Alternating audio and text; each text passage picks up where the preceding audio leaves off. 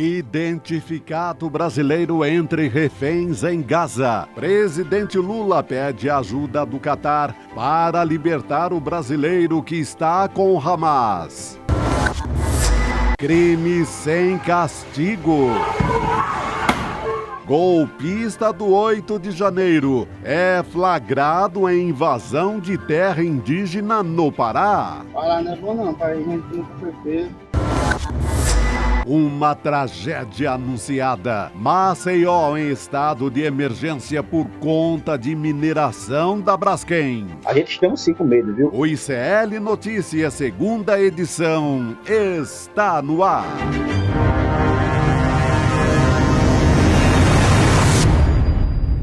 Olá, seja muito bem-vindo, seja muito bem-vinda. ICL Notícias, segunda edição, está no ar.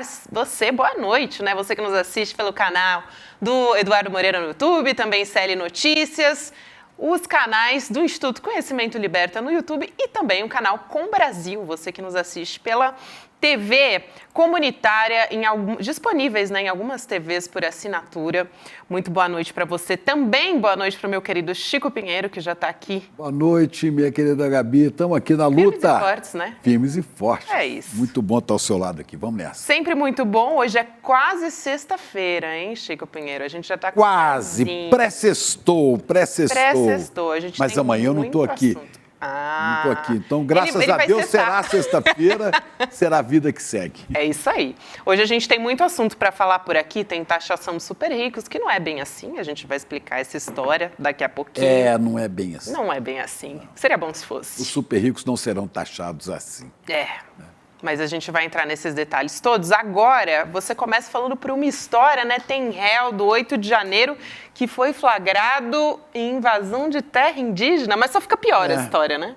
Tudo isso aí faz parte de um plano da extrema-direita, do fascismo bolsonarista, contra o Supremo Tribunal Federal. Você pode ter queixas de um ou outro ministro supremo, né? Mas nós não podemos jamais desconhecer e desconsiderar a importância que o STF, o Judiciário, principalmente o STF, teve nos últimos tempos. A começar pela Covid. Foi o STF que, contrariando Bolsonaro, autorizou as vacinas. Bolsonaro queria proibir as vacinas, né? E determinou o uso de vacinas. Foi o STF. E foi o STF que barrou o golpe. O golpe depois da vitória, antes e depois da vitória de Lula. Antes porque queriam, né, mexer nas urnas, né, para invalidar a eleição. E depois porque resistiu aos atos golpistas do 8 de janeiro. Bom, os bolsonaristas estão inquietos, estão mirando de todo lado contenções ao STF, seja no Senado, nós vimos uma ação do Senado tentando, lamentavelmente, né, sob a direção de Rodrigo Pacheco, também contra o Supremo Tribunal Federal, querendo limitar as ações do STF que combatem o fascismo. E agora na Câmara, o Partido Novo, o deputado Marcelo Van Hatter, Marcelo Van Hatter conseguiu protocolar com 171, olha que número significativo, 171. Depois você olha o que é isso no Código Penal, né? Com 171 votos, conseguiu protocolar uma CPI para investigar o Supremo e o TSE, né, o Tribunal Superior Eleitoral, dizendo que eles são contra a democracia, vejam só. Protocolou uma CPI contra o Supremo e o TSE. Não vai dar em nada, claro, essa CPI tem que ser instalada por determinação do presidente da Câmara, que não será louco de fazer isso. E se for, acaba sendo igual aquela CPI que fizeram dos atos golpistas, cai na cabeça deles mesmos, né? Bom, protocolaram dizendo que houve abusos do STF, abusos do TSE, né, como se não fossem abusos todas as tentativas que fizeram esses parlamentares de extrema-direita, né, deputado Geyer, né, a deputada Zanata, aquela da pistola, da metralhadora, e por aí vai, né? Zambelli e tal, para tentar destruir a democracia no Brasil. Ontem mesmo o STF foi duro contra uma tentativa de um ministro bolsonarista, ministro Nunes Marques. O ministro Nunes Marques queria suspender, cancelar uma operação da União que envolvia Polícia Federal para expulsar invasores de terra indígena. Invasores que estavam ocupando a terra dos Apitereuá, né, terra no Pará. Ele foi a favor, Nunes Marques, de grileiros e desflorestadores que atuavam aí. Mas o presidente do STF, o ministro Barroso, cancelou esta decisão de Nunes Marques e determinou que a União continue a sua ação para tirar desta região, desta reserva, desse território indígenas, grileiros, desflorestadores, garimpeiros, seja mais que raio de gente que seja essa gente que quer ocupar o que eu diria que é uma espécie de faixa de Gaza de brasileiros. Basta você ver que os indígenas estão nesse território, assim como os palestinos na faixa de Gaza, sendo massacrados por um poder maior. Não é? Queriam retirar o IBAMA e a Polícia Federal daí. Queria o ministro Nunes Marques, bolsonaristas, na cota de 20% que Bolsonaro disse que tinha no Supremo. Ele e o ministro André Mendonça. Né? Dançou. Perdeu, ministro? Perdeu. Quem ganhou essa parada foi o próprio Supremo, foi o ministro Barroso, que falou, não, a União vai continuar tirando esses caras daí. E sabem quem estava aí nessa tentativa de grilar, de ocupar, de desflorestar? Um bolsonarista com uma tornozeleira eletrônica. Isso parece mesmo. Piada, né? Do sensacionalista. Parece piada, né? Ele, demais, que condenado pelo Supremo, tem que usar uma tornozeleira porque estava fazendo terrorismo lá no dia 8 de janeiro, invadindo os poderes, né? Supremo, o Palácio Planalto e o Congresso. Olha aí. Estava lá de tornozeleira e tudo, né? Então, tentando ocupar terras indígenas. Saiu de lá. Tem que sair de lá. Diz o deputado Van Hatter, do Novo, do Partido Novo, né? Diz ele que tudo isso é feito em memória do mártir. O mártir é o Clériston Pereira, não é isso? Clériston Pereira Cunha. Aquele agitador do dia 8 de janeiro, que morreu, lamento, mas morreu, no presídio, em Brasília, na Papuda, se não me engano. Olha ele aí. Deixou a esposa e 2 filhos pequenos, ou 2 filhas, e a gente lamenta sempre que isso aconteça. Teve um problema cardíaco e morreu. Mas agora é visto como mártir. Mártir da extrema-direita. E eu pergunto a essa extrema-direita, vocês já foram visitar os seus patriotas que estão presos? Ei, Jair! Ei, família Bolsonaro, vocês já foram lá visitar seus correligionários? Esses que estão presos porque foram incentivados por vocês? Jair, Michele, Carluxo, Eduardo, Flávio, vocês já foram visitar os seus presos? No que me consta, vocês não botam os pés lá. São bucha de canhão para as tentativas de golpe que vocês tentaram dar e não passarão. Não adianta tentar cercar o Supremo, cercar o TSE, cercar a justiça brasileira. A justiça será feita sim, será feita.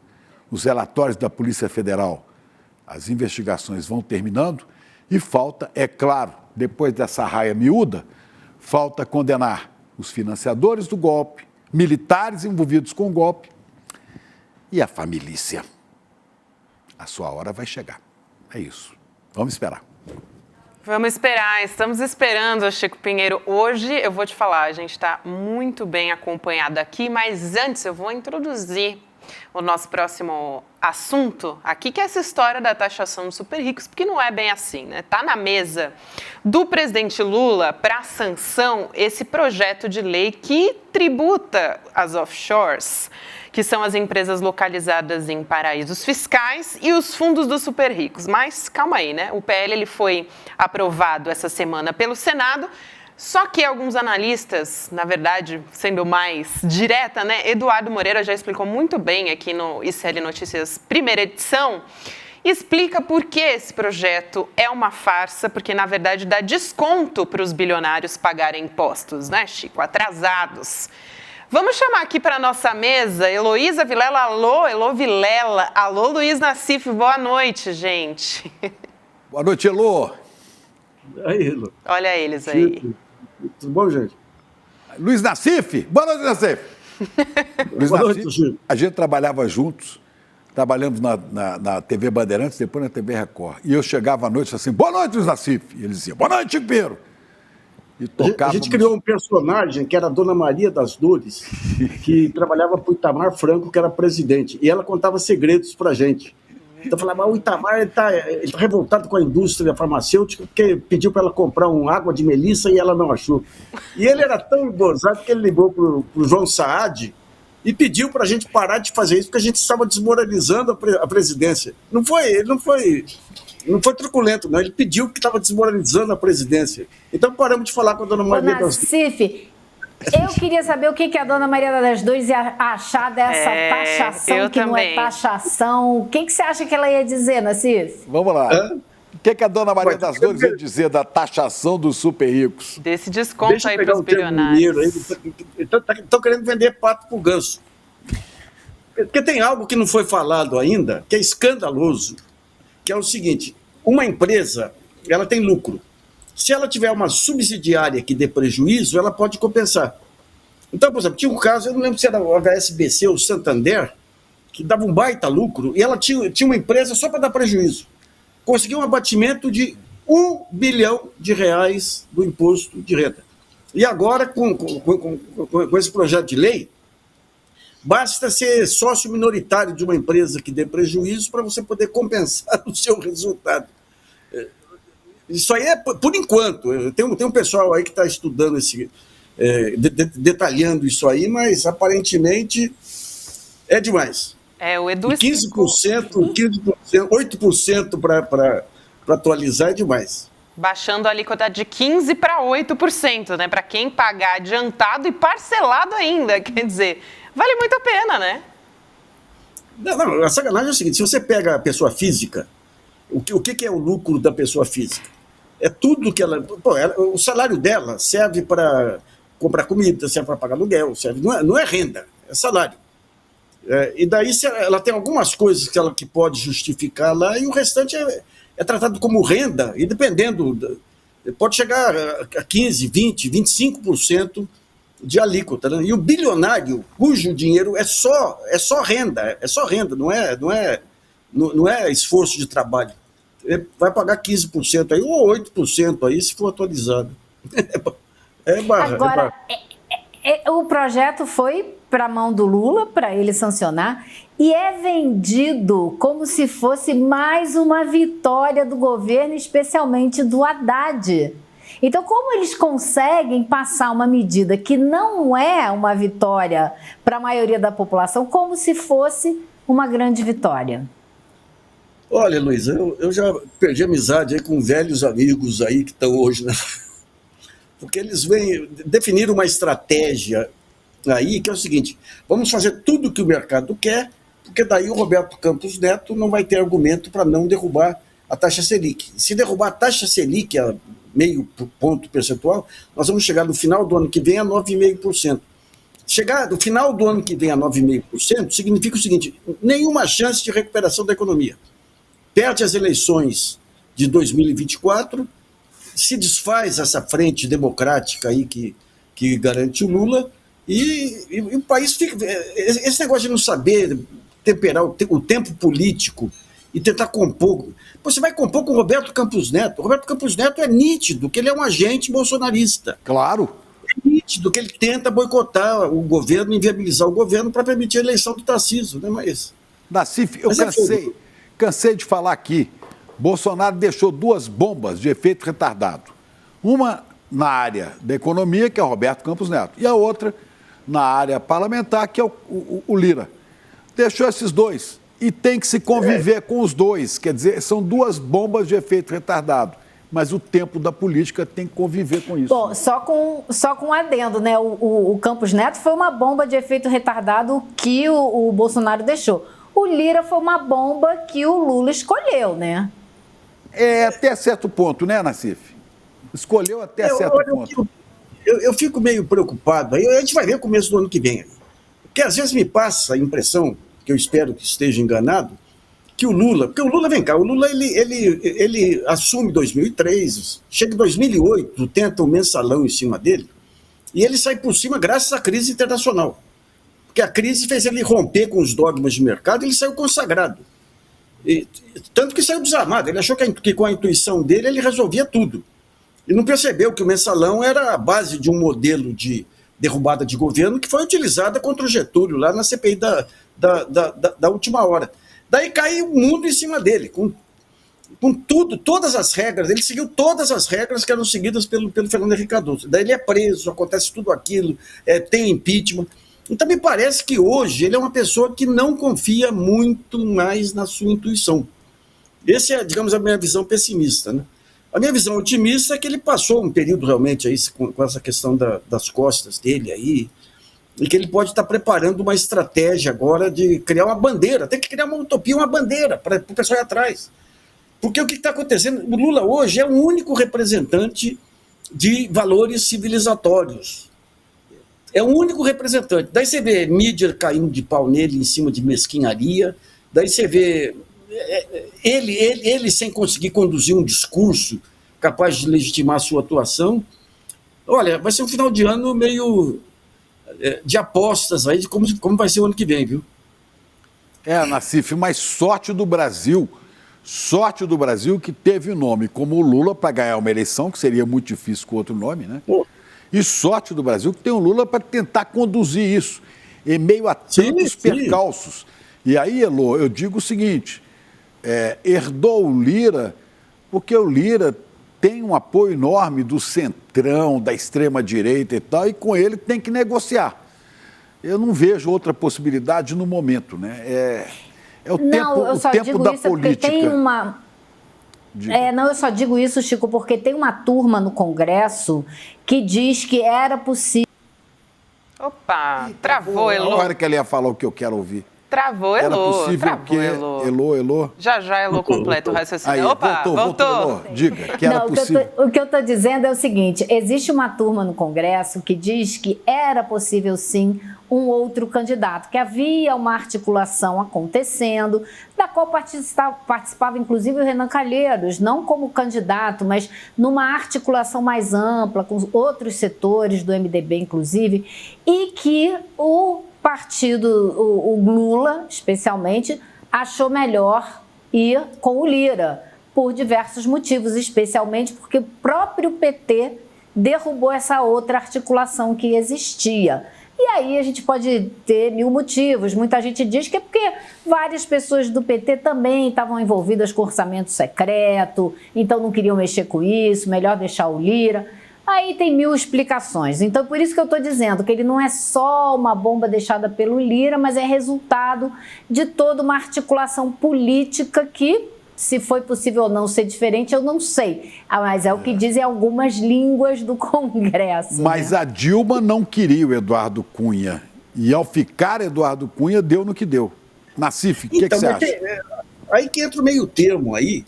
Porque é o seguinte, você pode estabelecer uma resistência. Você não vai para o suicídio aí de romper. Mas você pode estabelecer uma resistência e negociar. E o Lula, ele fica confiando que se ele ceder agora, consegue aprovar algumas leis, o ano que vem recupera. Só que cada vez que ele cede, o capital político dele cai. O capital político cai junto à população. E daí o que está acontecendo? A ultradireita está se organizando hoje com o apoio aí do partido mais influente do país, que é o Partido dos Bilionários.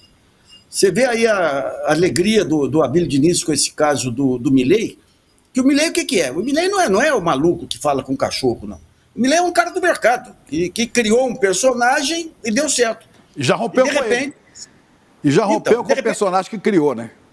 Pois é. E de repente você pega esses que estão há 20 anos atrás da terceira via, fala, não, a terceira via pode ser alguém, qualquer um aí que seja palhaço o suficiente.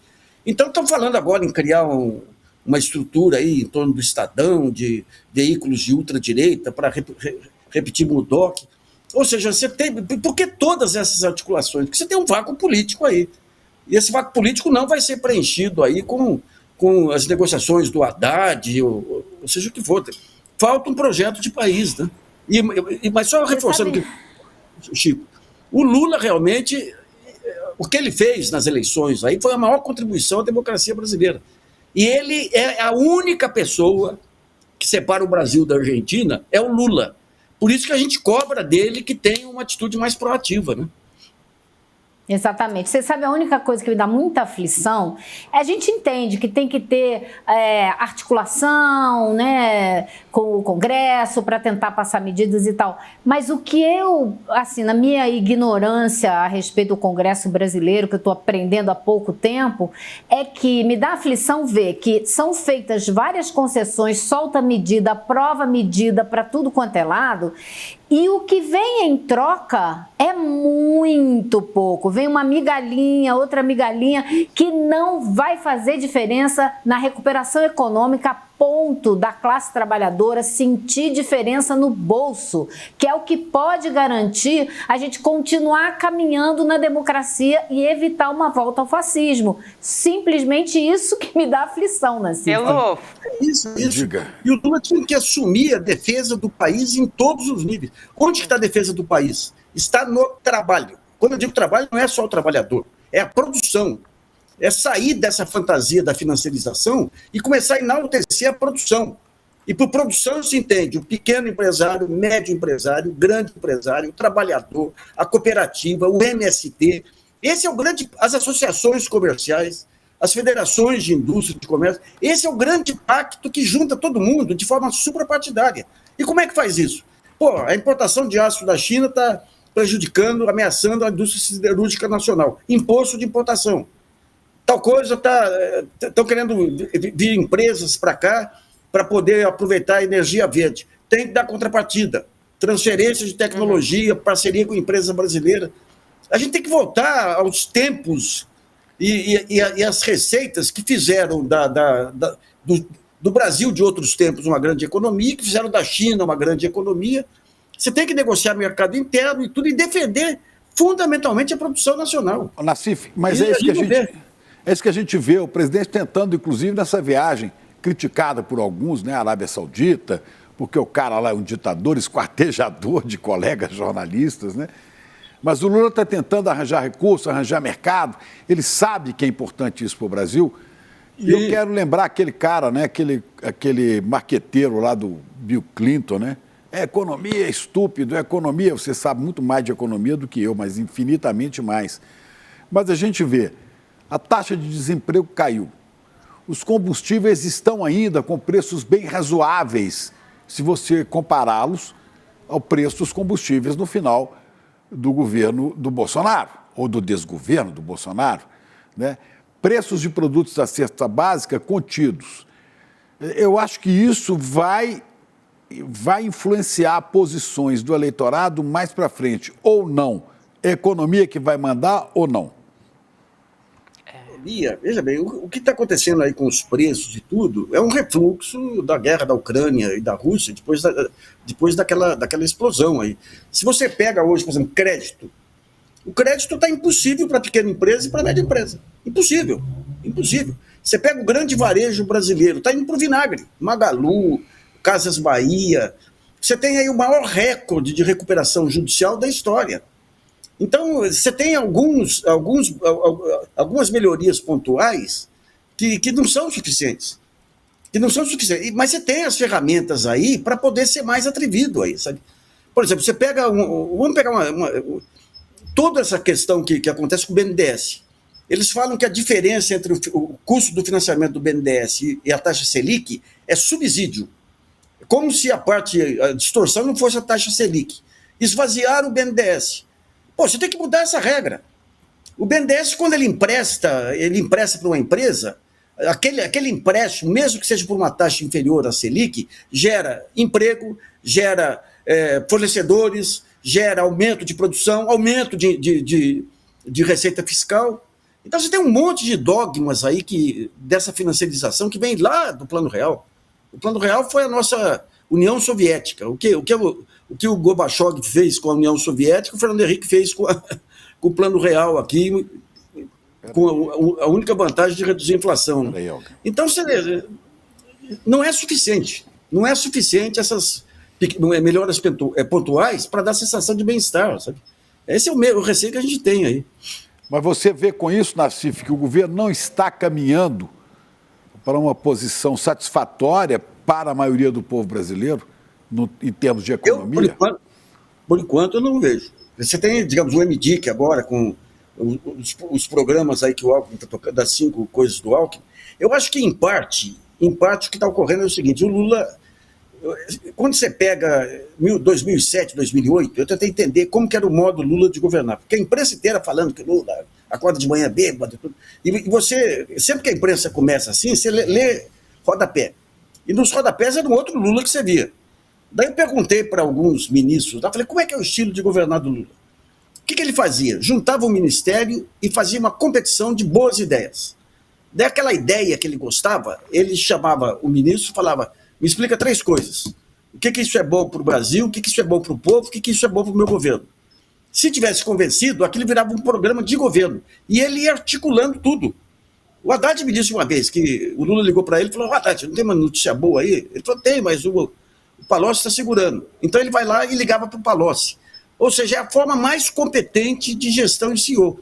O que parece é que com esse ministério e com esse período que ele ficou afastado, que ele ainda não conseguiu fazer essa articulação. O que a gente espera é que ele comece a articulação. Mas a articulação tem que mobilizar, tem que ter mobilização. Então, essa mobilização não é com melhorias pontuais que você vai conseguir, né? Agora, Nassif, em defesa do presidente Lula, a gente tem que considerar que ele pegou um país destroçado, sim, não é? Sim. E não só destroçado, mas também com um apoio político muito rachado. Metade do Brasil estava contra. Eu acho que ele já conseguiu uma certa musculatura política para tocar isso para frente. E acho que o foco dele em fortalecer a empresa brasileira, né, os empresários e tal, isso é muito importante. Agora, não é o tempo que a gente gostaria de ter, a gente gostaria que tudo isso fosse mais rápido, que fosse mais radical, né? E, infelizmente, não dá. O tempo da política, ele é outro, né? E acrescentando nisso, Chico, acho que também tem alguma coisa aí, né, que é melhor 8% do que nada? Tem sempre, assim, um pouquinho que vai entrar? É o negócio dos fundos exclusivos que você está falando, não é? É isso. Os fundos exclusivos seria o seguinte, Nassif, me corrija se eu estiver errado. Quer dizer, o cara tem aplicação em fundo exclusivo, né? Aí, quando ele fosse tirar o dinheiro lá no final, ele pagaria 15% de imposto. Aí o governo disse assim, isso. Não, você pode começar a pagar agora, mas pagar 8%. Por quê? Porque pagando 8%, entra algum dinheiro no governo e facilita o equilíbrio das contas, porque entrou uma arrecadação que não estava prevista para agora. Só que quem está sendo beneficiado com a taxação do fundo exclusivo é quem tem dinheiro lá. Queria pagar 15, está pagando 8 agora. É isso ou não é, Nassif? Eu vou fazer um resumo aqui dessa história. É o seguinte, estão dando um desconto de quase metade do que os bilionários deviam. 15 para 8. Impostos relativos às últimas décadas nos investimentos nos fundos exclusivos, que foi o que o Nassif explicou no começo da conversa, e aí baixa essa alíquota de 15% para 8% para quem pagar adiantado e parcelado, que é o que a Lu falou, né? É melhor isso do que nada, mas ainda assim não deixa de ser uma farsa essa história. Nassif, obrigada por hoje, querido. Um beijo, até a próxima. Deixa eu ouvir o Nassif sobre isso. Diga, Nassif. Citando Lula. O Lula falou, ele sabe que ele tem que fazer um governo de coalizão, tem que ceder daqui e dali. E qual a orientação que ele dá para os progressistas assim? façam política, critiquem, porque só com pressão geral assim que você vai conseguir mudar. Então, tem que entender o seguinte, o governo Lula não é um governo de esquerda, é um governo de coalizão. E por isso tem que ser mantida a crítica aí, para poder empurrar. E por que a gente faz a crítica em cima do Lula? Porque o Lula é a única pessoa capaz de tirar o Brasil desse atoleiro aí. Pessoal, obrigado aí. Um abraço. Megafone nele, né? É isso aí, Luiz Nassif. Boa noite, Luiz Nassif. Boa noite, Nassif. Já vamos chamar o Guga aqui para se juntar a gente nessa história bizarra que o Chico Pinheiro começou abrindo o programa com ela, um pouco dos atos do 8 de janeiro. Hoje a polícia deflagrou, vou introduzir aqui o assunto antes de dar boa noite para você, Guga, a 22ª fase da Operação Lesa Pátria, com 25 mandados de busca e apreensão e 3 prisões contra os golpistas. Só que essa história, como o Chico adiantou aqui, é bem bizarro, é bastante bizarro, porque lá no Pará, a Força Nacional foi retirar invasores numa terra indígena e encontraram entre os invasores um réu do 8 de janeiro. Com tornozeleira e tudo. Com tornozeleira e tudo. Quem que é ele? O Daniel de Oliveira Araújo. Isso aconteceu no início de novembro, só que a Folha de São Paulo revelou agora essa história. Vamos ver como é que foi essa abordagem. Você já teve preso já? Já. O que que? Fui preso no dia 8 de janeiro, lá em Brasília. Ah, é? Você estava lá? Passei 60 dias lá na Papuda. É? Só isso? Só isso. E como é que foi lá? Lá não é bom não, pra gente que nunca foi preso. É difícil, né? Claro. E como é que vocês foram para lá? Mas não, foi um bocado de gente, foi daqui do Tucumã, São Félix. Foi? De carro, de ônibus. Pagaram para vocês ir? Não pagou, né? Cada qual pagou suas passagens. Pegaram vocês no próprio ônibus? Tá. Lá pegou nós lá no acampamento, no quartel lá. Ah, cercaram o acampamento? Botaram o pessoal no ônibus. Ai, meu Deus, ele foi preso em flagrante, Não gente. sabe nem o que estava indo fazer lá. Ele foi preso. Vai passear em Brasília, vai, nós te damos uma passagem, vai lá, vai para o acampamento, é um lugar legal, tem comida boa, porque serviu, né? É inacreditável. Ele foi preso em flagrante em janeiro, teve a prisão relaxada em março. Botou tornozeleira? Botou tornozeleira, né? Um grileiro de terra do Pará entre os réus do 8 de janeiro. Bom, não surpreende, vou dar boa noite para o Guga e depois eu quero ouvir a Helô a respeito dessa história, né, Helô? Mas não surpreende, sinceramente, gente. E eu não diria que ele é tão inocente assim, que não sabia o que estava indo fazer, não. Porque o cara é grileiro, ele já sabe que ele faz coisas ilegais, né? E ele é a favor do governo que liberou geral para quem entra em terra indígena. Então, ele estava indo lá defender o projeto político que dá a ele o direito de invadir terras indígenas. Acho que não deve ser nada muito diferente disso. Agora, a cara dele dizendo, eu tive lá 60 dias, não é bom não, é impagável, né? É impagável. É demais, Elô. Essa história... Mas a cara de pau, né? Cara de pau. Com tornozeleira, continuar invadindo terra indígena e ter o apoio do ministro do Supremo, o bolsonarista Nunes Marques. Veja só. Não é? Mas a cara de pau, gente. E aquele outro que participou da tentativa de colocar a bomba no caminhão-tanque, no aeroporto, aquele que trabalhou para Damares, o jornalista, tá me falhando aqui o nome dele, tô tentando lembrar de cabeça. O cidadão tava com tornozeleira eletrônica também. Jorge Washington foi o que tentou botar a bomba, mas tinha o que levou ele de carro, né? Aquele que tá no Paraguai.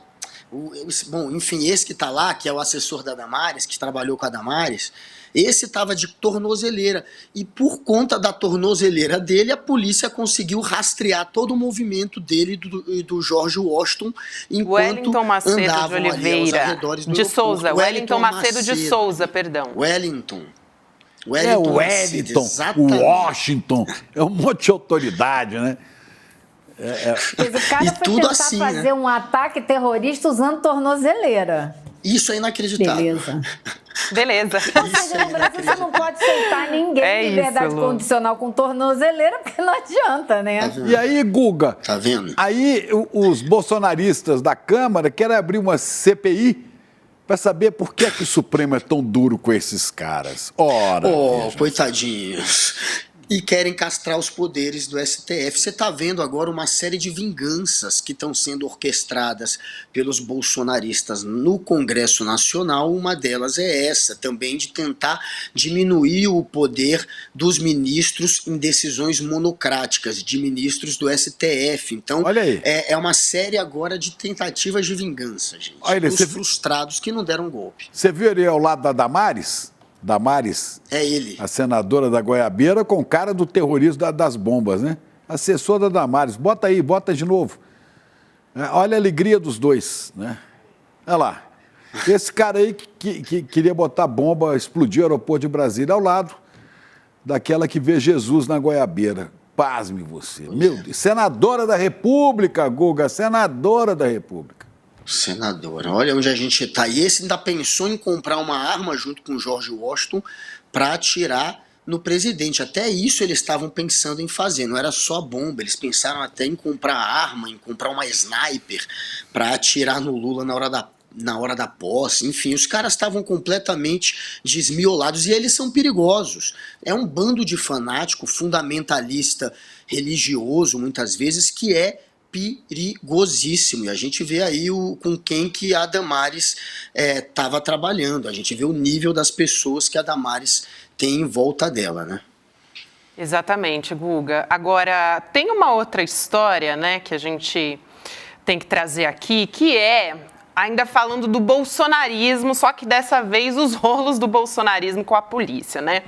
O ex-advogado do Jair Bolsonaro, que vocês conhecem muito bem, o Frederico Wassef, disse para a Polícia Federal que foi, aliás, o atual advogado de Bolsonaro, o Fábio Weingarten, né, que vocês também conhecem esse nome. Dois advogados de Bolsonaro, né? Exato, um falando do outro. O Wassef e o Weingarten, os dois. Um falando do outro. E foi o Fábio Weingarten, segundo o Wassef, quem o mandou recomprar aquele famoso Rolex nos Estados Unidos. Você lembra da história? Depois que o TCU determinou a devolução dos presentes, né, que foram recebidos pelo presidente, pela família Bolsonaro, essa informação foi divulgada pela revista Veja, e aí o Weingarten foi e respondeu no Twitter. Vamos ver o que ele respondeu. No X, né, o antigo Twitter. Twitter. O Twitter. Agradeço a competente apuração da Polícia Federal, que por razões mais do que óbvias já constata quando uma mentira tem perna curta. Olha só. A PF está de posse dos apps de todos os envolvidos e sabe exatamente quem o fez. Não, aliás, quem fez o quê e principalmente quem não fez o quê. Quem mente será processado.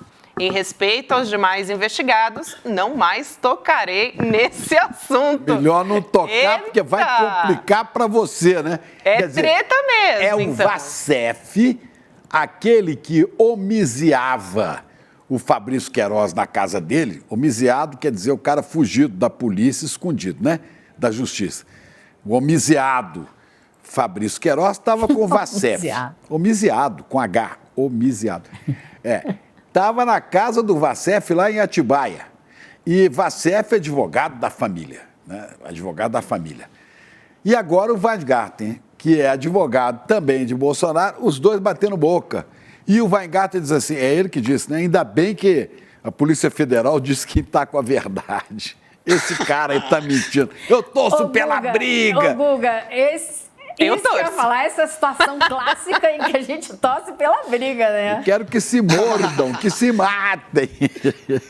Você vê, né? E agora a gente tem o Weingarten avalizando as investigações da Polícia Federal. Não dá para depois os bolsonaristas falarem que a polícia está de marcação com o Bolsonaro. O próprio advogado está agora dando sinal verde dizendo que a PF está fazendo um bom trabalho. Olha que curioso.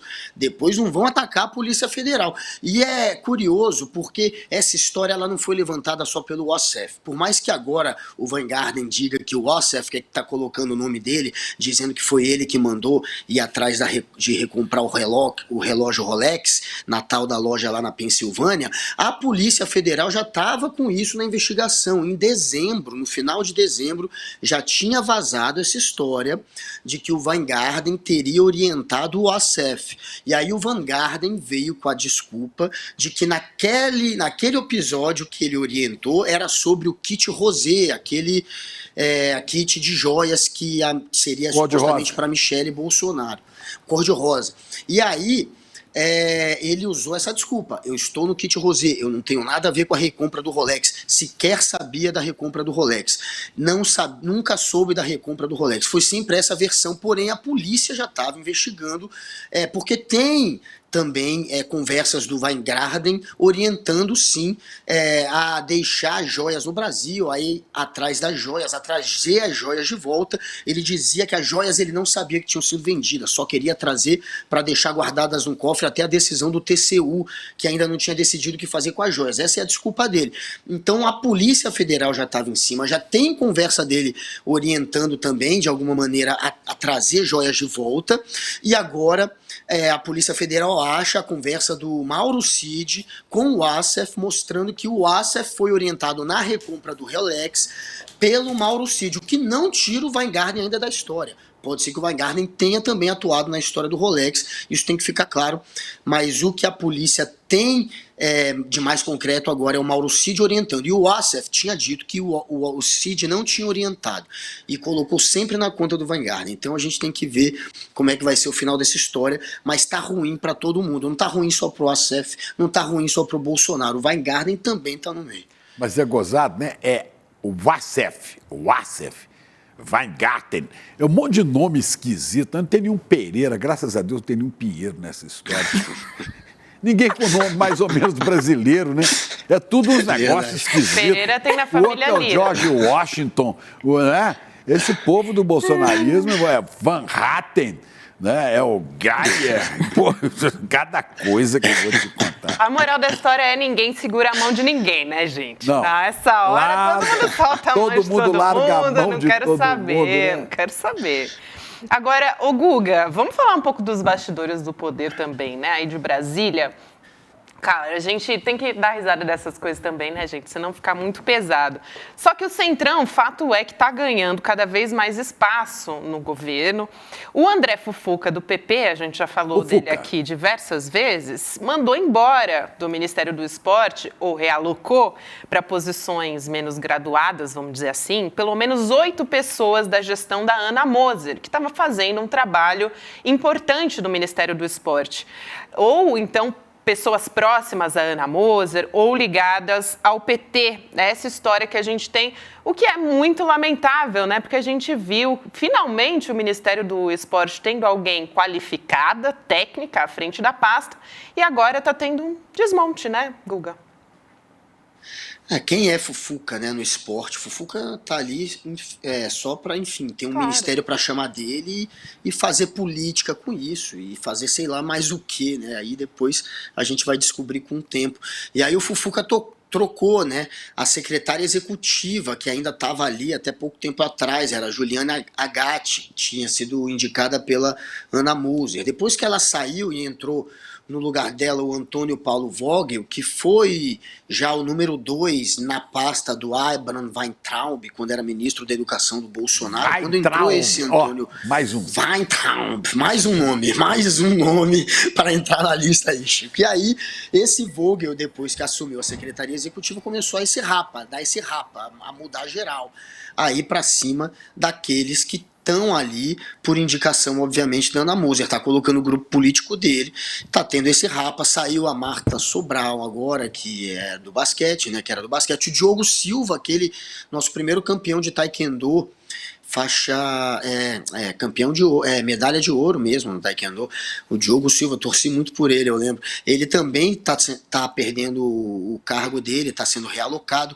e enfim, tem outros nomes que estão na lista. Ele vai passar o rapa aí, né, no ministério, vai colocar só a turma do Centrão, a turma dele, a turma do Fufuca, e enfim, o final, não sabemos como vai ser conduzido a pasta do Fufuca, mas começou muito mal, e a expectativa, óbvio, que não era boa. Afinal de contas, a fama do Fufuca é a de fufucar mesmo. Menos mal, Fufuca está no esporte. O Fufuca, que é filho do Fufuca Dantas, que também foi político, é político do Progressistas, né? O Fufuca é esse menino de 34 anos que virou ministro do esporte, ele é médico. Menos mal. Você já pensou, se esse Fufuca fosse ministro da Saúde, a gente estava perdido. Nossa. Pelo menos ele está no Mas esporte, não que é dá para médico, descartar, rapaz. né? Esse Não dá rapazinho para é médico. descartar. Isso que é o pior. Não dá para descartar porque o Centrão ainda está de olho na saúde, né, Lu? Pois é, mas Fufuca não pisa lá. É, exatamente. Mas lá eles não chegam, não. Lá, a gente espera que não. O presidente Lula já deixou claro que não vai entrar ninguém do Centrão. Agora, essa história da Ana Moser é bastante lamentável porque ela realmente tinha um planejamento, ela tinha um plano em relação ao esporte, estava investindo em meninas e meninos, né, para começarem a jogar desde cedo, Bolsa Esporte, enfim, como uma carreira, né, para essas crianças, enfim, incentivando finalmente o esporte no nosso país, e agora a gente não tem nem sequer um planejamento a respeito disso, alguém sem nenhum conhecimento técnico a respeito disso. O que a gente tem, na verdade, é um sujeito que... Desculpa, Elô, pode ir, depois eu falo. Não, vai em frente. Não, eu ia dizer que é um sujeito que, infelizmente, não tem história não tem. no esporte e já tem um histórico de suspeitas, né? Inclusive, o Brasil de Fato, a revista, trouxe umas reportagens entre ontem e hoje sobre um grupo aí de pessoas que foram presas na eleição, né? 4 pessoas presas na eleição de 2018 com santinhos do Fufuca e dinheiro vivo, todos suspeitos de estarem comprando voto. Um deles agora se descobriu também, a revista, nessa reportagem de hoje, que ele conseguiu fechar contratos com 23 anos de idade, uma empresa recém-criada, esse que foi preso supostamente comprando voto para o Fufuca, abriu depois uma empresa, depois desse momento, dessa prisão, e essa empresa fechou contratos milionários com alguns municípios lá do Maranhão, teve dinheiro da Codevasf que entrou para irrigar parte desse contrato, então é alguém, enfim, que é suspeito de comprar voto para o Fufuca e que agora tem uma empresa que está fechando contratos milionários,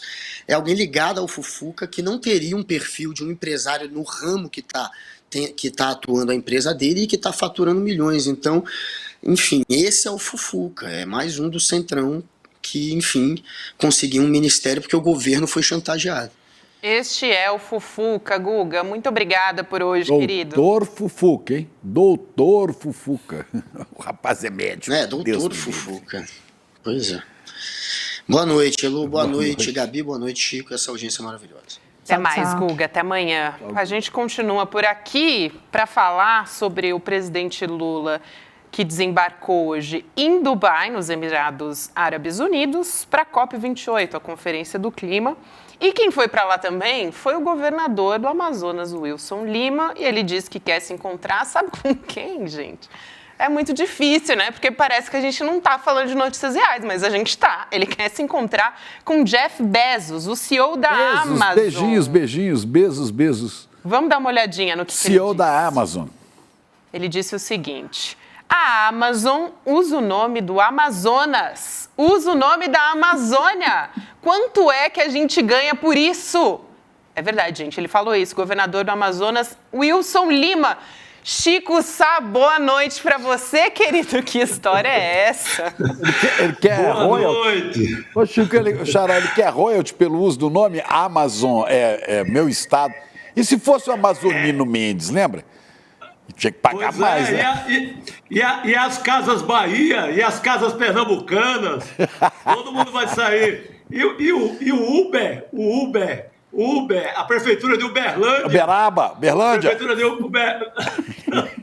Nossa Senhora, Tem muita coisa para ser cobrado. Ia faltar imbecil esse ponto. Eu vou dar uma de maluco. Eu vou defendê-lo, viu, Chico? Então vai. Eu acho que ele até poderia tentar algum tipo de acordo, sim. Porque a Amazon assume que o Amazon é especialmente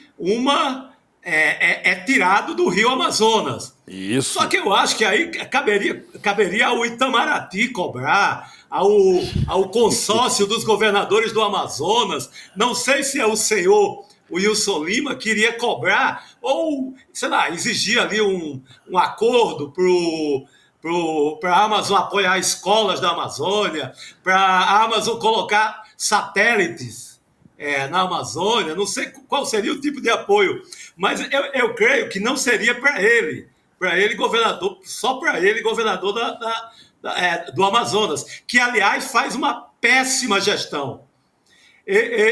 O Estado está totalmente tomado por organizações criminosas. O Amazonas vive um péssimo momento. É um governador, talvez seja o governador mais bolsonarista, parece absurdo, mas ele bate o Cláudio Castro em bolsonarismo, ele bate qualquer ideia de governador bolsonarista a essa altura no país. Então, em vez dele cuidar, ele devia estar cuidando do Estado dele, não é tentando chantagear a Amazon que ele vai resolver o problema da gestão dele, né? Que aliás, começa ainda não sei se você lembra, Chico, Gabi, Elô, aquela crise na saúde, ele em sociedade com o Pazuello, até hoje o estado do Amazonas paga muito caro por aquela matança, né? Que foi uma verdadeira matança por falta de oxigênio no Amazonas. Então, o senhor Wilson Lima, que é governador reeleito, está em segundo mandato, bolsonarista ali de carteirinha, bolsonarista de plantão, deveria cuidar mais do seu estado com projetos sérios do que estar com esse tipo de caça-níquel, né? Ele vai passar o chapéu, o que vier da Amazon é lucro, mas é coisa de louco, é coisa para meme e nada mais. Mas, Chico, você não acha que isso é muito mais uma jogada para o público interno, bravata de que eu enfrento os americanos e tal, para ganhar voto lá, do que qualquer outra coisa? No ponto, Elu. Totalmente, Elu.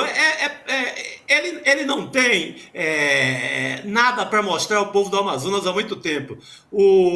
As gangues, todas as organizações criminosas que a gente conhece fartamente, as suas atuações no Rio, em São Paulo, um pouco na Bahia, chegaram no Amazonas e dominaram, né? Ele não tem projeto para a segurança pública, que é dever do Estado. Ele não tem projeto para a saúde, então o que a gente chamava de factoide. O Chico não foi ele. De enganando a massa. Vamos enganando a massa. Vamos dando esse circo para enganar os amazonenses e nada mais. O Chico não foi ele que mandou aquela mulher, a dama do tráfico, que chamaram, para reunião, jogando casca de banana para o ministro Dino. Não foi ele que mandou para Brasília, para reunião, no segundo escalão do Ministério. E justiça seja feita, ela não era condenada ainda. Mas foi o governo dele que mandou. Você falou de tráfico na Amazônia e tal, foi ele, né? Bem lembradíssimo, Chico. O nome dela sai do governo do Amazonas, sai de lá. A escalação, quem escalou, o técnico foi este senhor governador e as autoridades da área de segurança pública do governo do Amazonas. Muito bem lembrado. Sai tudo do gabinete deste senhor aí. Um bom piadista, é um cara que vem da nossa área, é um jornalista, famoso em programas de TV, programas populares de TV em Manaus, mas enquanto governador, não disse ao que veio até agora. Ele sobrevive disso, sobrevive desses factoides, essas formas de ir dando circo ao povo do estado do Amazonas e nada mais. E, Chico, parece, né, que, segundo ele, né, essa história do Jeff Bezos aí, ele disse ao governador que a reunião deve acontecer no dia 5 de dezembro. Só uma coisa, Gabi, ele devia convidar também, além, né, devia convidar Bolívia, Colômbia, Equador, Guiana, Peru, Suriname, Sim. Venezuela, porque todos são países amazônicos. Venezuela, todo mundo Colômbia, tem direito. E Chico, a empresa, ela se refere exatamente ao Rio Amazonas. Por conta do rio ter sua capilaridade, a comparação da Amazon, empresa, grande corporação, com o rio, é porque o rio tem grande capilaridade, o rio percorre o rio é importante para o mundo. Então, foi nesse sentido que foi criado o batismo, que foi feito o que seria ali uma homenagem, uma referência ao rio Amazonas. Mas aí qualquer um país da América Latina que é banhado pelo Amazonas também pode requerer. Aliás, o governo do Brasil talvez fosse, o governo federal fosse o mais indicado para esse tipo de negociação maluca. Mas, pelo que eu sei, a não ser que a Elô tenha alguma novidade do Itamaraty, eu desconheço que o governo brasileiro esteja reivindicando alguma colaboração por conta desse nome. Olha, Chico, o que eu sei é que a cara de pau desse governador é como o Rio Amazonas, vai longe, entendeu? Concordo inteiramente. É um absurdo o que ele traz, mas vê, desde ontem as redes sociais, que o Chico chama de redes digitais, só falam disso. Então, virou um dos assuntos mais comentados. Então, ele, de alguma forma, atingiu, né, o objetivo dele dentro dessa maluquice. Talvez seja alguma sugestão de algum assessor ali que estava sem muita coisa para fazer lá no governo do Amazonas. Ele disse, leva essa maluquice aí, que eu acho que isso dá um bafo de rede social, todo mundo vai comentar, leva isso. Quem sabe a gente pega um troco da Amazon, pega alguma mercadoria, pega alguma história aí, por conta dessa conversa. Agora, ele tem reunião sim marcada com a Amazon, mas não com o Bezos. Ele vai reunião ali com o segundo escalão, mas pelo visto conseguiu marcar. Menos mal. Se ele fosse o Amazonino Mendes, né, Chico? Amazonino, o nome é meu. O Amazonino ia cobrar duas vezes, né, Chico? Ia cobrar pelo rio e ia cobrar pelo nome. Seria mais indicado. É ridículo. Tem um trecho aqui do que ele falou. Aliás, nosso chat aqui tá muito movimentado, gente. Tem gente revoltada, tipo a Vera Muniz. Ela falou, que vergonha aqui pro Amazonas, isso. A Luísa Barros diz, foi uma casca de banana. A Fátima já diz, de tédio a gente não vai morrer não, gente. Agora, o que ele diz, né, o governador... Elô dando risada dela lá. A gente tem uma fala do governador, na verdade, um post nas redes sociais. Vamos dar uma olhada para completar essa história toda? A gente vai colocar aqui na tela, mas enquanto isso, eu estou lendo aqui o que ele disse a respeito disso. Ele falou assim, a gente não quer royalties, a gente não quer Pix, o que a gente quer é parceria. Se a gente não puder ter parceria de uma empresa de grande porte, que leva o nome do estado e do nosso maior rio, a gente vai ter parceria de quem? Bom, aí não sei, né? Aí é ele que vai ter que responder. Dos madeireiros. Ora, ele não sabe. Vamos ver o convite. Se a gente não tem parceria... Você já me viu do espaço, do foguete e até voando de helicóptero, mas ainda não me conhece de verdade. Eu sei que você é dono da Amazon e que temos muito em comum. Você distribui milhões de produtos e tem o maior parque de logística do mundo. Eu produzo ar puro para todo o planeta e tenho a maior biodiversidade da Terra.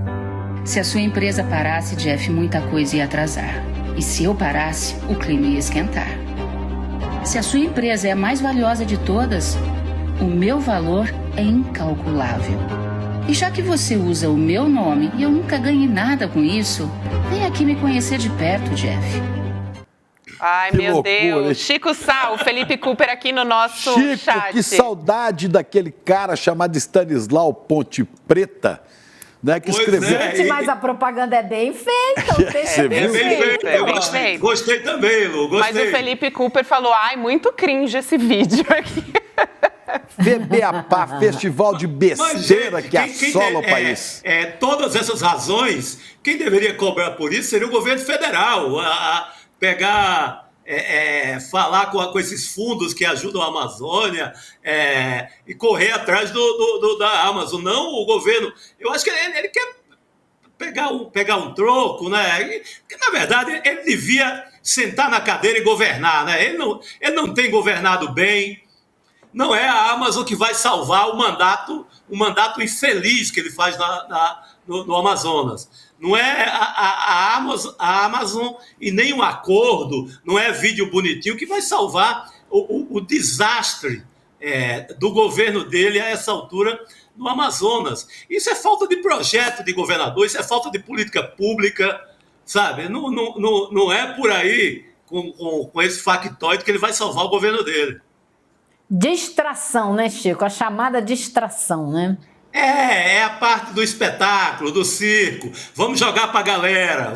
Nós somos espertos. Nós aprendemos lá com o Gabinete do Ódio, com a turma do Carluxo. Então vamos jogar para a galera e vamos fazer a festa. Ô Chico, alguém escreveu aqui, claro que numa versão repaginada, mas está mais para o Dorico Paraguaçu que para governador. Isso é um bem amado. Quanta idiotice. Total. Festival de besteira que assola o país. Livro de Stanislau Ponte Preta. Tá bom, era dos anos 60, mas eu recomendo. Escreveria isso tudo. Você não quer escrever, não, Chico? Ô, Chico, segue muito atual, né? Porque o que a gente tem é esse caso do governador entraria no FEBEAPA hoje mesmo, porque é coisa para distrair a massa. É coisa de quem não tem o que mostrar como governador e quer distrair o público. Ele é um cara de comunicação, ele veio da TV, ele quer jogar mais uma enganação ali pro povo do Amazonas e nada mais. Bora escrever o livro, Chico? FEBEAPA 4? Pô, vamos embora. E diz o Frank aqui no chat, só pra gente fechar esse assunto, e feito com dinheiro público, tá, gente? Sempre importante lembrar. Sempre importante lembrar. Agora, o Chico Sá, o Lula chegou ontem em Dubai para a COP, mudando aqui de assunto, mandou de novo um recado para os governantes do primeiro mundo sobre o clima. Isso é muito importante da gente estar atento também, tá, gente? Países ricos, atenção. Olha só o que ele falou. Vamos assistir, a gente já tem aqui o vídeo do Lula. Então, se os governantes democratas querem continuar sendo acreditados pelo povo, é preciso que a gente comece a fazer as coisas que as pessoas estão achando que nós devemos fazer.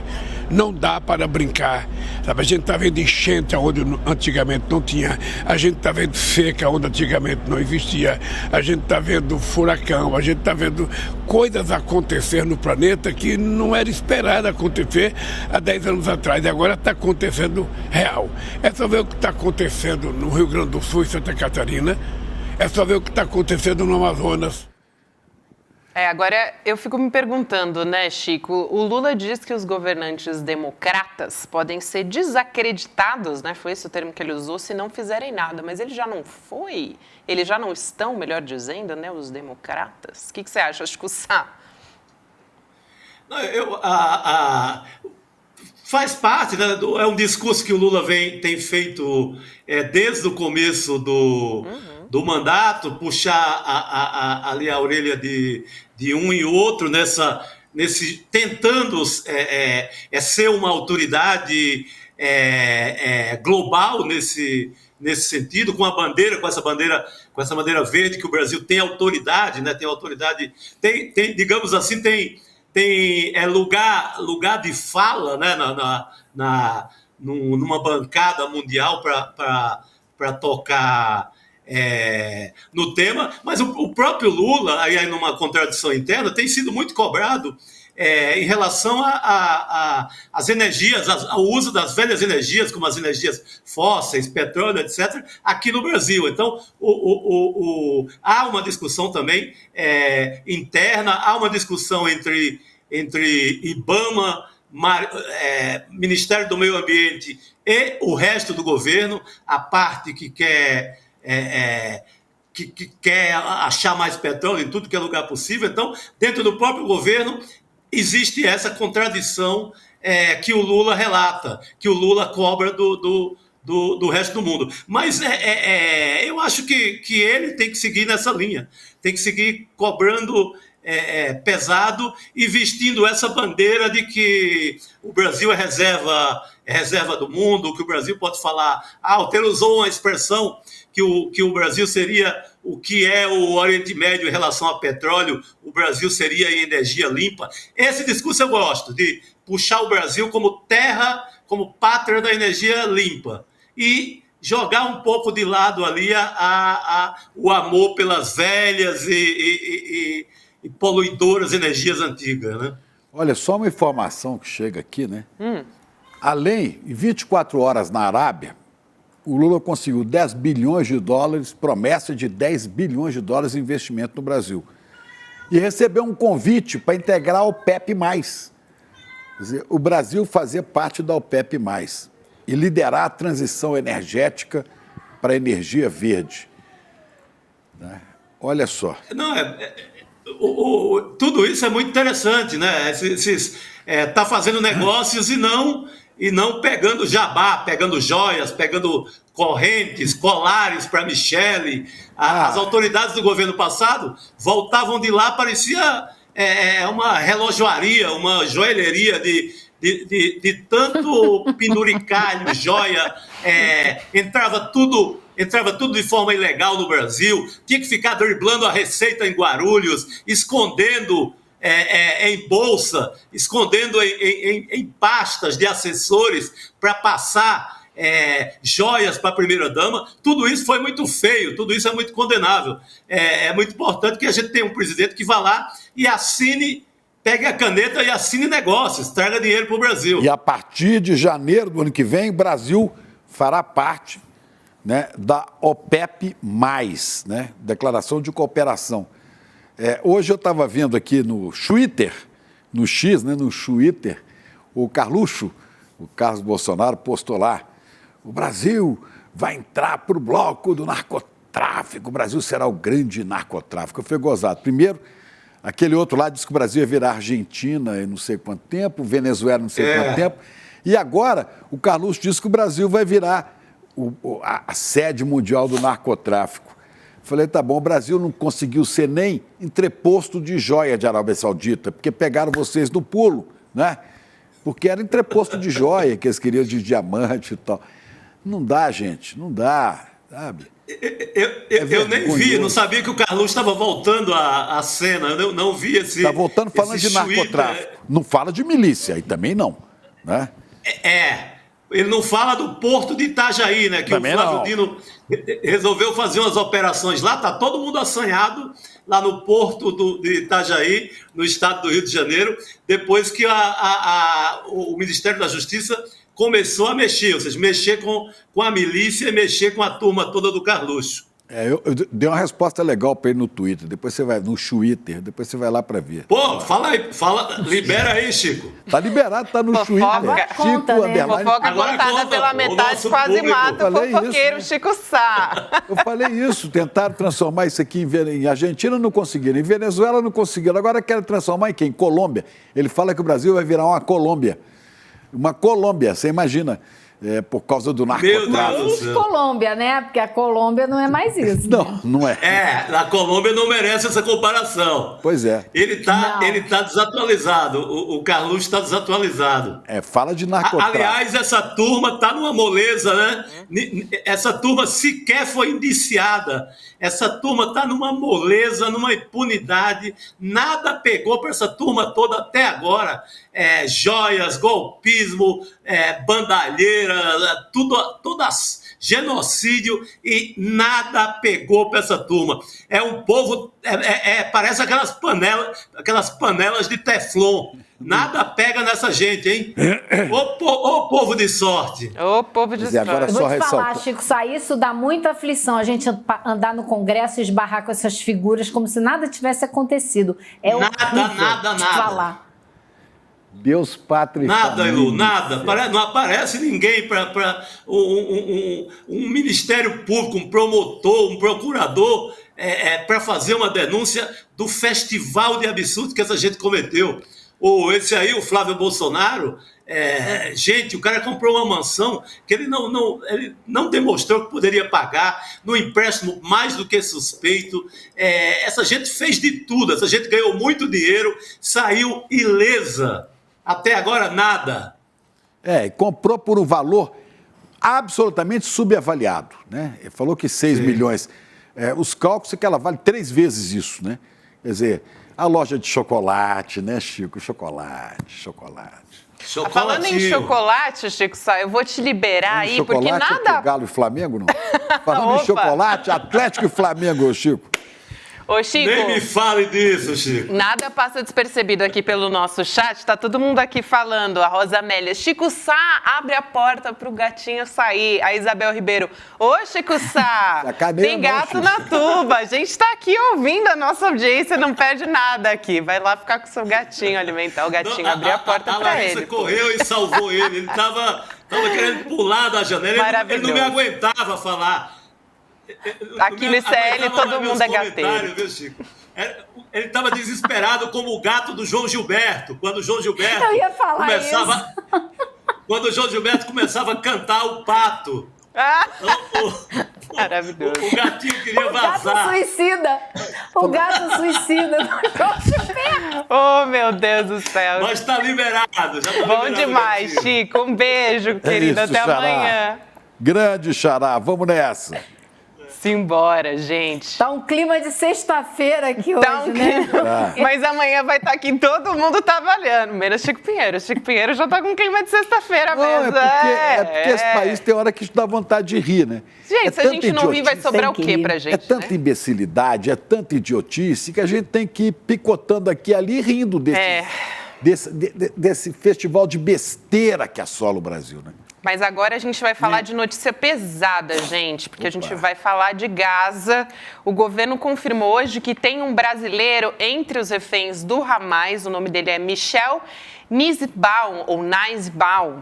O Lula conversou hoje com o emir do Catar, o Tamim bin Hamad Al Thani, sobre a possibilidade do Catar mediar essa liberação. Elô, o que a gente tem de informação a respeito desse brasileiro, dessa história? Olha, ele é um brasileiro que há 45 anos mora em Israel. Ele tem pouco mais de 50, ele tem 59, na verdade, 2 filhas e 4 netos. E ele trabalhava com computação e, recentemente, começou a trabalhar como guia de turismo. Ele saiu de casa, foi buscar uma neta que estava numa base militar e não apareceu mais. O computador dele foi encontrado em Gaza, o celular dele também foi encontrado, mas agora, depois de 2 semanas, mais ou menos, a Interpol avisou a família que ele estava refém junto com esse grupo que está com o Hamas. E agora o presidente Lula fez, então, esse pedido ao emir do Catar para que ele seja incluído nas próximas listas aí de reféns liberados.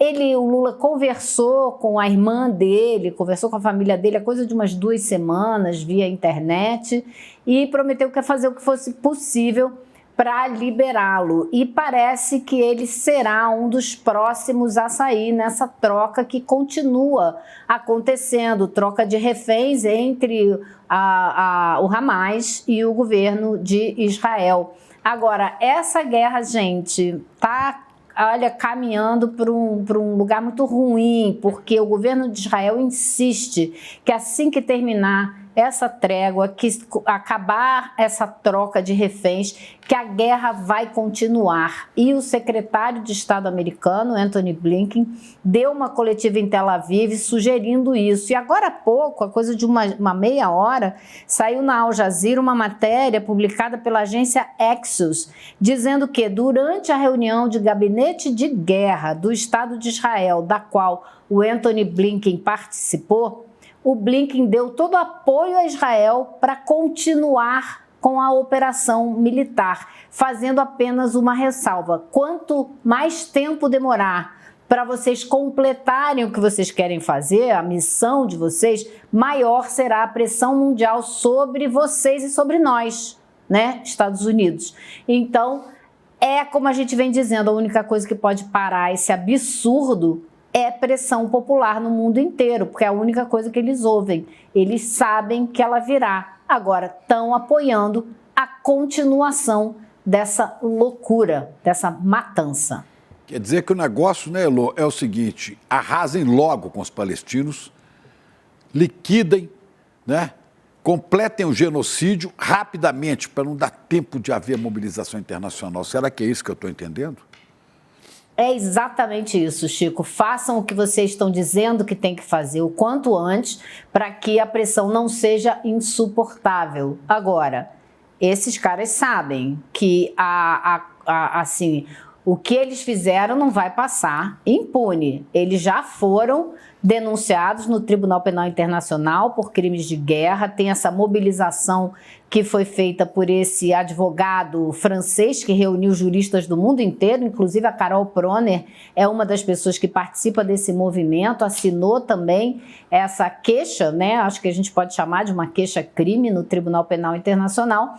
Então eles serão julgados, mas a nossa aflição não é só essa, né, gente? É que isso pare o quanto antes, porque já foram 15 mil pessoas mortas.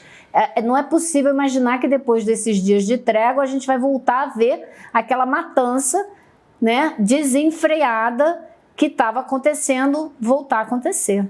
É como se o Blinken dissesse assim, olha, vamos aproveitar o momento e honrar a memória genocídio de Henry Kissinger, né?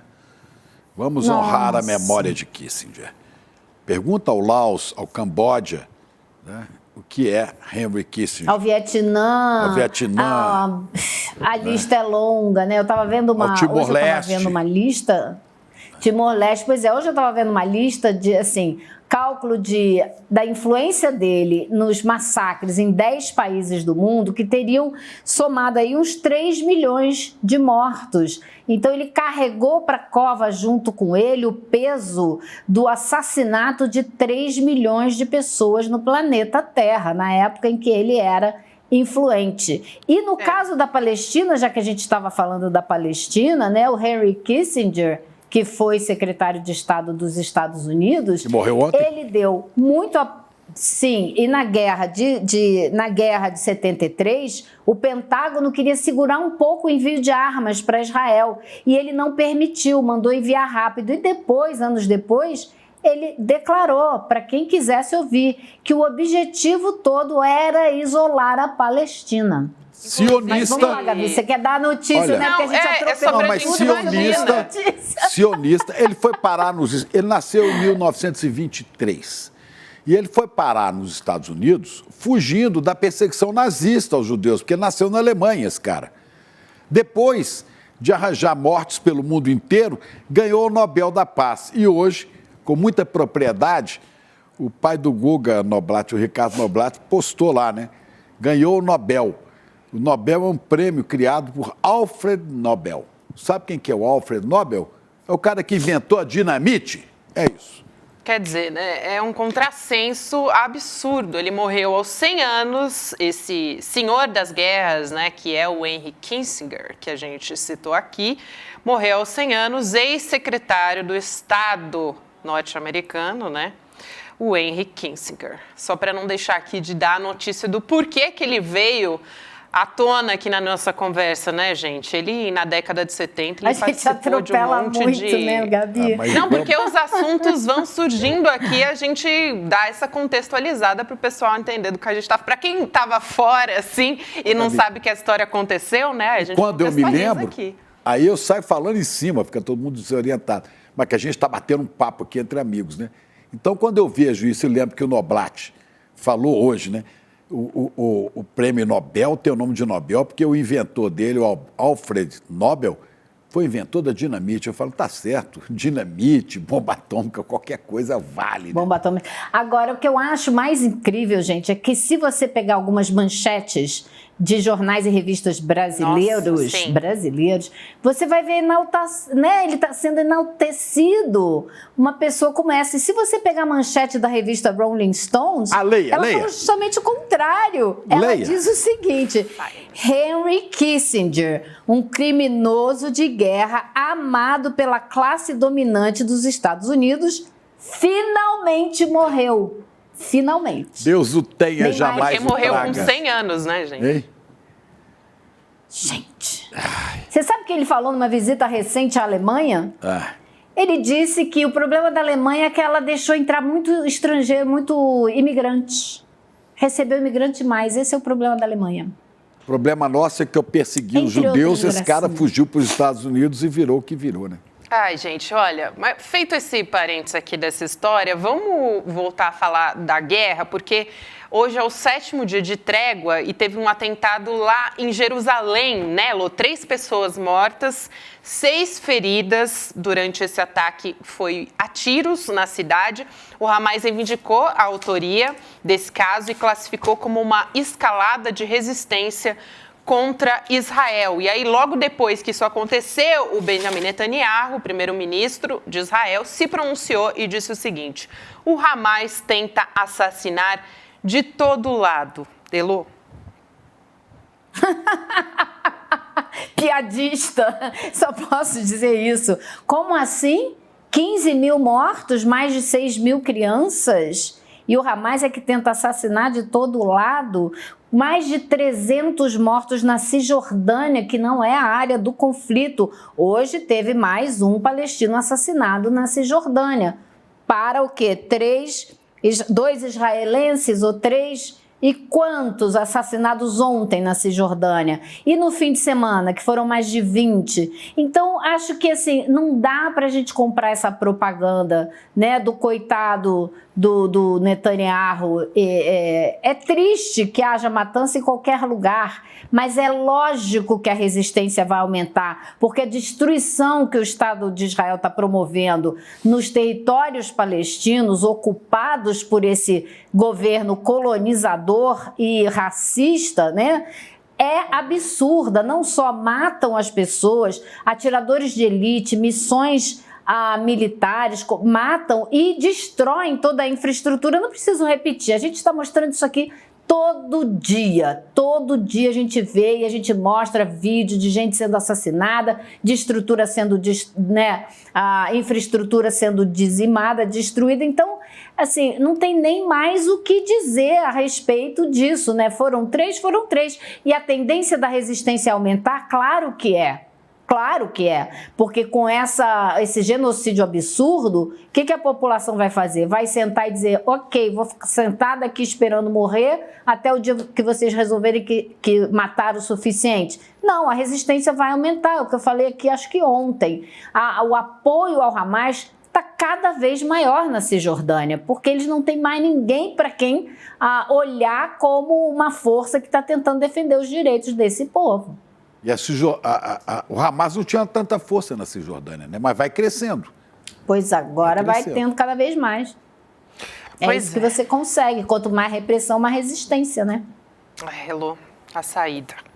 Gente, vamos mudar um pouco aqui para o Brasil de novo, falar sobre o caso Braskem, em Maceió, né, capital de Alagoas, está em estado de emergência. A gente trouxe essa pauta aqui ontem também, porque uma mina desativada da Braskem corre o risco de colapso a qualquer momento. A gente deu isso em primeira mão ontem no Série Notícias e continua acompanhando essa situação. Como é que foi hoje, Elô? Teve alguma coisa que aconteceu que agravou essa situação ou continua tudo mais ou menos na mesma, todo mundo preocupado que esse colapso pode acontecer a qualquer momento? Olha, Gabi, o grau de emergência ficou cada vez mais evidente, porque a Prefeitura de Maceió esvaziou 6 escolas para transformar em abrigo, esvaziou um hospital inteiro, teve que remover os pacientes, o hospital... teve um hospital ali, esqueci o nome dele agora, mas ele teve que remover pacientes para outros hospitais, porque ele está numa área que pode sofrer também. Se essa mina entrar em colapso, ela pode, em efeito dominó, arrastar as outras mais de 30 que tem ali em Maceió. Então, o risco é enorme. Agora, o que fez as autoridades decidiram o quê? Decidiram mandar a polícia para obrigar certas pessoas que ainda estão em algumas das áreas consideradas agora de risco para deixarem as suas casas. Então, na marra, teve gente que teve a polícia botando arma na cara para sair com a avó acamada, que não podia ser retirada. Então, a avó ficou, a pessoa saiu, voltou depois para catar a avó e os animais que ficaram, que não puderam ser retirados, todo mundo, tudo passando fome. Eu tenho telefonemas de pessoas aqui aos prantos, desesperadas, sem saber o que fazer. Eu ontem à noite convenci uma pessoa a ir para casa de um amigo.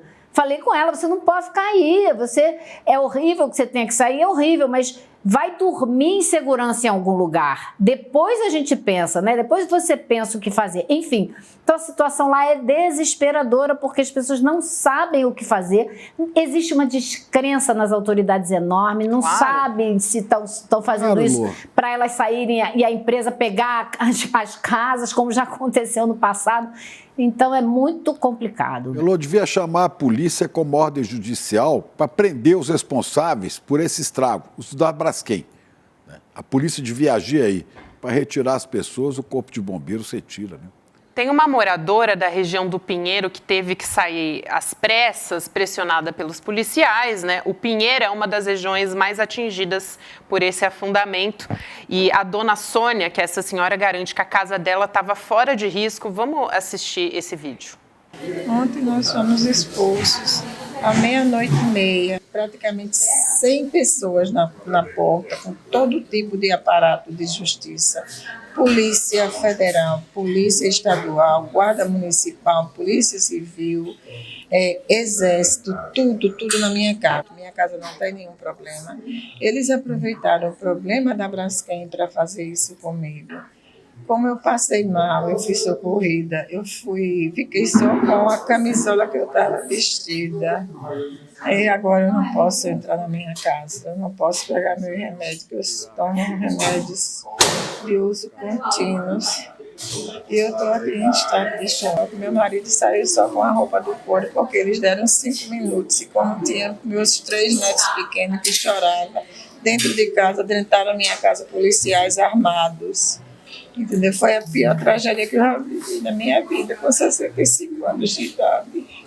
Eu estou em estado de desespero e pânico. Elô, quem vai indenizar essa gente? Quem vai pagar por tanto sofrimento, tanto transtorno?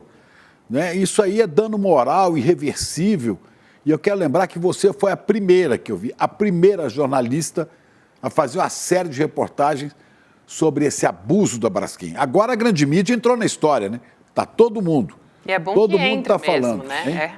Agora, Chico, olha a loucura do negócio, né? Você tem, em algumas áreas que não foram consideradas de risco, apesar de estarem coladas nas áreas de risco que foram totalmente evacuadas, você tem gente morando ali pedindo há anos para sair dali, para ter uma remuneração, para ter uma indenização e sair dali.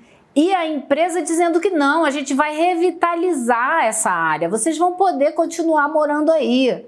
Aí agora ontem de noite, no meio da madrugada, falam para essas pessoas, vocês têm que sair daí correndo. Ué, mas não era seguro esse lugar? Vocês não iam revitalizar? Entendeu? Uhum. Então, é assim... Fala. Não, Gabi. É que tem um outro vídeo, né, de um outro morador de uma área dos Flechais, fica logo abaixo dos bairros que afundaram lá em Maceió. Vamos colocar o vídeo, então, do Valdemir Alves, que mora lá no Flechal, para a gente assistir? Que ontem houve imediatamente um boato rápido que todo mundo teria que sair, deixar os seus imóveis. Só que uma parte da comunidade não aceitou, por quê? Porque, de repente, eles avisaram isso já perto da tardezinha, né? E a gente, até eu mesmo, fiquei constrangido de deixar o meu imóvel e sair para ir embora.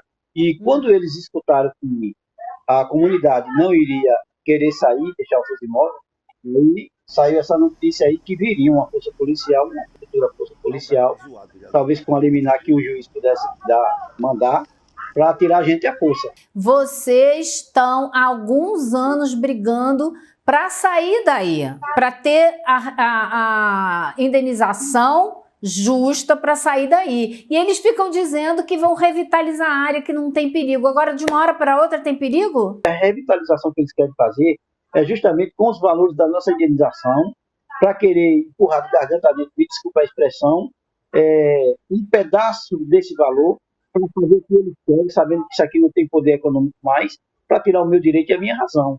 Então, para mim, isso não tem condições de me oferecer uma estabilidade de vida como eu tinha antes. Você não fica com medo de começar esse desabamento, ter um efeito cascata e abrir uma cratera aí perto de vocês? O próprio professor Abel Galindo disse que em 2020, ele disse que no futuro, entre 2022 e 2023, para 2023, iria acontecer um colapso nas minas, que as áreas mais próximas iriam sentir esse abalo. E as áreas mais distantes um pouco, que tivesse conectado esse bairro nessas áreas, o sintoma iria ser as paredes rachando, né? Frissura nas paredes, e é o que está acontecendo. A minha casa aqui apareceu, abriu mais, na frente, abriu rachaduras imediatamente, que eu não sei, que justamente é isso que a gente se vê, e isso causa pânico, causa medo, constrangimento, e a gente não consegue nem dormir bem. A gente estamos sim com medo, viu?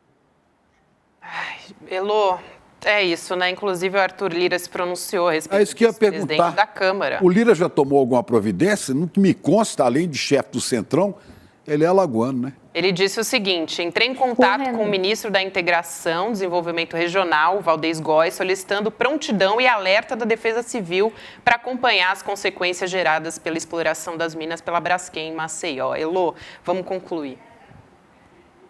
Não, nunca se mexeu para fazer nada pela população que sofre ali com a Braskem, né? E o senador Renan Calheiros ontem também, são os arqui-inimigos, né? Ontem ele gravou também um pedido ao governo federal que tomasse providência e mandasse o pessoal dos geólogos federais para ver o que está acontecendo. Então, entra a política aí no meio sempre também, né? Lô, sempre. Vamos continuar acompanhando esse caso, porque corre o risco, corre não, né? Vai piorar a qualquer momento e a gente vai continuar acompanhando. Obrigada por hoje, Elô. Um beijo, querida. Até amanhã. Até amanhã. Até amanhã, Elô. Valeu. A gente tem mais um recado aqui. Antes de encerrar, vou te lembrar de novo de uma aula que a gente tem aqui em breve, um encontro entre Eduardo Marinho e Eduardo Moreira vão estar juntos no dia 17 de dezembro.